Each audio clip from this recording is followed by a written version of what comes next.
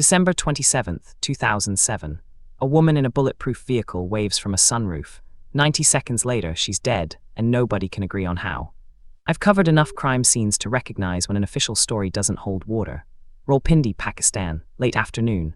Benazir Bhutto, twice Prime Minister, former exile, had just returned from a political rally. She was riding high, literally head and shoulders through that sunroof, waving to supporters in the dusty streets. Then the shooting started, or the bomb, or both. Witnesses gave conflicting accounts within minutes. That's the first red flag in any investigation. Let me back up. Benazir Bhutto wasn't just another politician.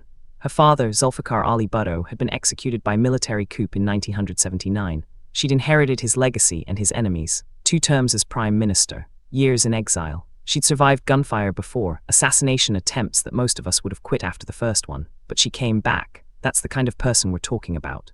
By 2007, Pakistan was a pressure cooker. Military rule had just ended. Elections were coming. Benazir announced her return from years abroad, and within weeks, October 18th to be exact, a suicide bombing near her convoy killed 139 people. She survived that one, but it was a message. Someone wanted her dead. The question that still haunts investigators: who? The official narrative came fast. Pakistan's government blamed the Taliban. A militant group claimed responsibility. The shooter or the bomb maker was killed in the blast itself. Case closed. Except I've read the logbook myself, the initial police reports. The medical examiner's findings were murky, ballistic evidence incomplete, and the crime scene compromised within hours. Here's what we know for certain. Benazir was hit. Whether by bullets or shrapnel, that's where the disagreement starts. The vehicle was struck. Security personnel returned fire. Panic erupted. Within minutes, the vehicle sped to a hospital. Within hours, she was pronounced dead. The autopsy was swift. Too swift, some say.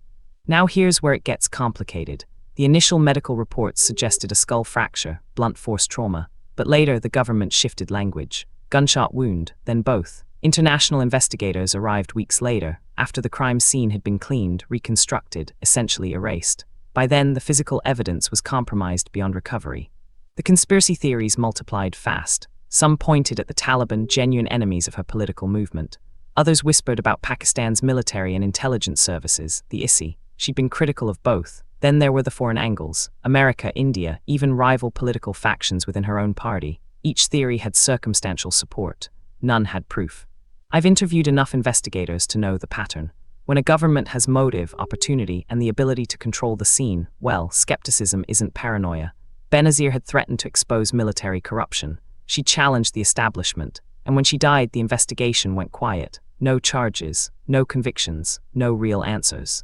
A UN investigation came later. They concluded carefully that the security response was inadequate, that the crime scene handling was flawed, but they stopped short of naming the shooter. They couldn't prove it was the Taliban. They couldn't prove it was anyone else. The report was careful, diplomatic, ultimately hollow. What strikes me most is the silence that followed.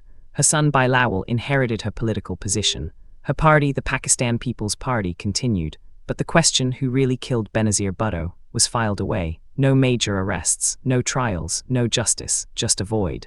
The dynasty didn't end with her death. It transformed. But something in Pakistan broke that day. The public lost faith in their ability to ever know what happened. The government lost credibility. And internationally, it became clear that even in the 21st century, a political assassination could occur in plain sight, be investigated, and remain unsolved. That's the real tragedy.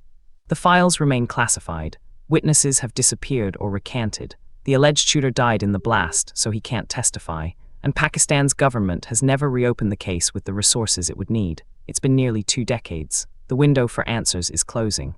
What we're left with is speculation, educated guesses, circumstantial patterns. Was it the Taliban, probably involved? Were intelligence agencies complicit? The evidence suggests negligence at minimum.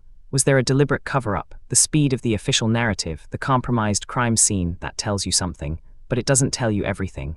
Her death fractured Pakistan's political landscape. It raised questions about security, about the state's ability or willingness to protect its own leaders, and it left a family legacy complicated by loss and unanswered questions. That's how assassinations work. They don't just kill a person, they kill certainty. The case file sits somewhere in Islamabad, probably gathering dust. No prosecutor has the political will to reopen it. No journalist has cracked the full story. And the people who might know, the security officials, the intelligence officers, anyone who was in that vehicle, they're keeping their silence. That's the final puzzle piece. Why won't they talk?